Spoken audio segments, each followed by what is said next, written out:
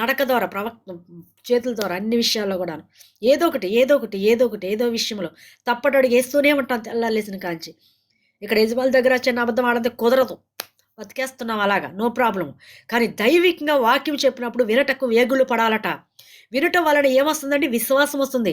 వినటం వలన స్వస్థత కలుగుతుంది. వినటం వలన నీ వాక్యము నిన్ను సరిగా నడిపిస్తుంది. నువ్వు సరిగా ఉన్నావంటే నీ వాక్యం నీలో పనిచేస్తుంది. నీ దేవుని వాక్యం నీలో ఉందని ఆలోచించేయండి. అవును, నిజమే. దేవుని వాక్యం మనలో ఉన్నప్పుడు మనం ఎలా ఉంటామంటే నిదానంగా, ఏ విషయంలో తొందరపడము, ఏ విషయంలో కంగారు పడము, ఏ విషయంలో కోపపడము, నిదానంగా ఉంటాము. అమ్మో, ఎంత నిదానంగా ఉన్నారా, ఇది దేవుని ప్రేమ. ఇన్ని మాటలన్నా ఈవిడ ఏంటి అసలు ఏమి స్పందించట్లేదు? దేవుడు అంత శాంతాన్ని ఇచ్చేస్తారు, అంత సమాధాన్ని ఇచ్చేస్తారు నీ వాక్యం నీలో ఉన్నప్పుడు. అదే గైకొనడం అంటే. వినటం వలన విశ్వాసము కలుగును. వినటం వలన వినదే మనం నెవరు వేసుకోవాలట. ఏది ఆవులు అది తిన్నప్పుడు నెవరు వేసుకుంటానే ఉంటాయంటే పొద్దస్తమాను. అలా వాక్యాన్ని నెవరు వేసుకోవాలి మనందరము కూడాను. గైకునాలి, ఆయన వాక్యం గైకునాలి. ఆయన ఆజ్ఞలు మనం మేరకూడదు. ఆయన ఆజ్ఞలు అన్నిటిని కూడా యథాప్రకారంగా వెళ్తా ఉండాలి.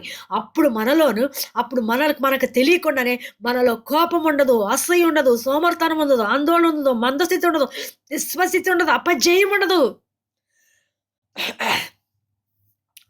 ఉండదు. అన్నిటికీ జయమే కలుగుతుంది. దేవునికి మహిమ కలుగును గాక. విని వదిలేస్తున్నారా? ప్రతి వారానికి 2 సార్లు వాక్య సందేశం చెప్తున్నాను. ఏమో వరకునే చెప్పట్లేదండి. ఈ టైంకి నాకు హెల్త్ బాగోపోయినప్పుడు కూడా ఎందుకు ఇక్కడ కూర్చున్నానంటే ఎంతమంది ఎదురు చూస్తున్నారు ఈ మాటలకు, ఈ యొక్క ప్రార్థనకి. నేను అబద్ధం చెప్తున్నానా? నిజమేనా? ఎంతమంది ఎదురు చూస్తున్నారు? ఎంతమందికి రోజు మనం ప్రార్థన చేయలేకపోతున్నాము? గంటన్నర నేను సన్నిధిలో గడుపుతుంటే సరిపోవట్లేదు సమయము. ఎంతని చేయను. వాట్సాప్లు చూస్తే స్టాక్ ఆడిపోతున్నాయి ప్రార్థనలు. 9 KD ఉన్నాయండి. ఒక్కరోజు చేయటప్పటికి 9+ వచ్చేస్తున్నాయండి. ఈ ఫోన్ ఎక్కడ ఆగిపోద్దని ఒకసారి భయమేస్తుంది.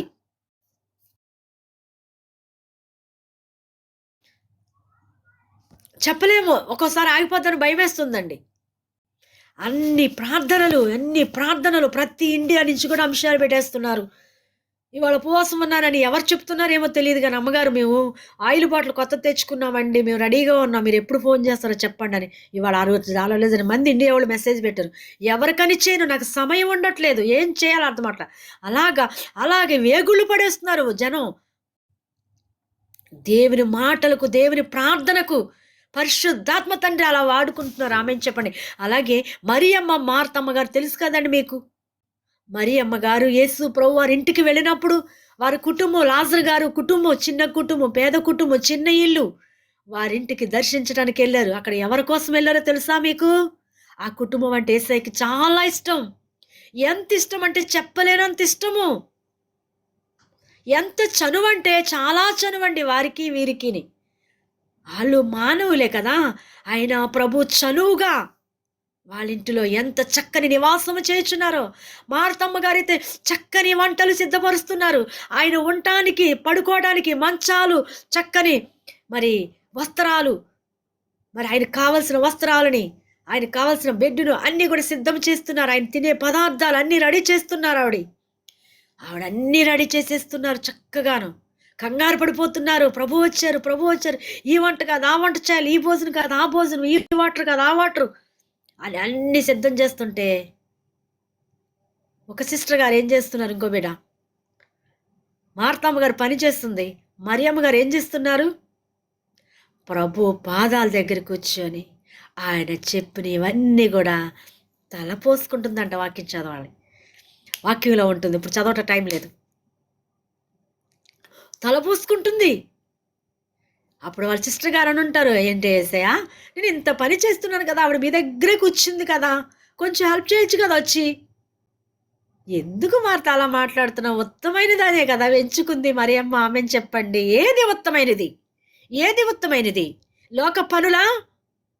మంచి ఫుడ్ చేసుకొని తినాలి. ఈరోజు ఒక్కొక్కరు ఫుడ్ అంటే ఇష్టపడతారు, ఒక్కొక్కరు బట్టలు అంటే ఇష్టపడతారు. ఉండాలి ఇష్టం, ఉండద్దు అంటలేదు. ఎందుకంటే లోకంలో ఉన్న ఇవన్నీ కామనే. కానీ ప్రథమ స్థానం ఎవరికి ఇవ్వాలంటే దేవునికి ఇవ్వాలి. మరియమ్మ గారు దేవునికి ఇచ్చే స్థానం. ఆవిడన్నీ కూడా తలపోసుకుంటుంది. ఆయన ఏం చెప్తున్నారు ఏంటో అని మైండ్‌లో పెట్టేసుకుంటుంది. పాదాల దగ్గర కూర్చుంది. ప్రభు పాదాల దగ్గర కూర్చోవాలి మనందరము గూడా. ఆయన పాదాల దగ్గర కూర్చుంటే ఆయన మరి రాకడలో మనం ఎత్తబడుతాం మనకు తెలియపరుస్తారు మన దేవుడు. నిజమే కదా!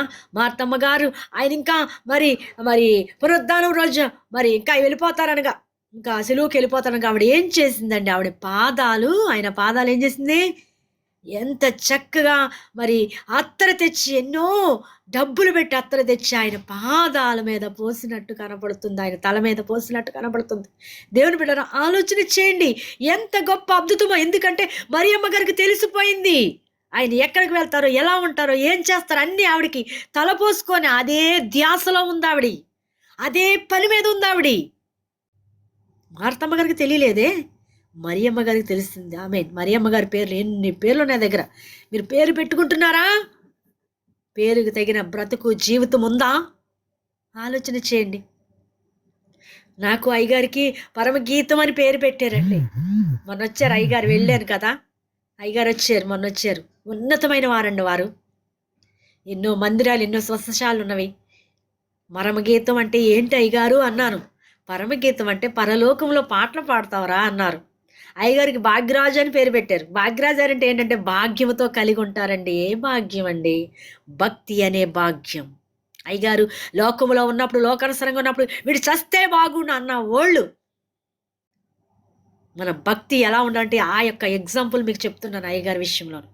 బాగా ఆ లోకంలో ఇష్టాసారంగా బ్రతుకున్నప్పుడు ఎందుకు నేనే అనుకున్నా ఎన్నోసార్లు ఇంక ఇంతో అనవసరం నాకు అనుకున్న దాన్ని నేను. అలాంటి వ్యక్తిని దేవుడు పట్టుకున్నారు, మార్చుకున్నారు. చక్కగా అన్ని విషయాలు మీ ఒకళ్ళ దగ్గర తెచ్చుకొని ఇంత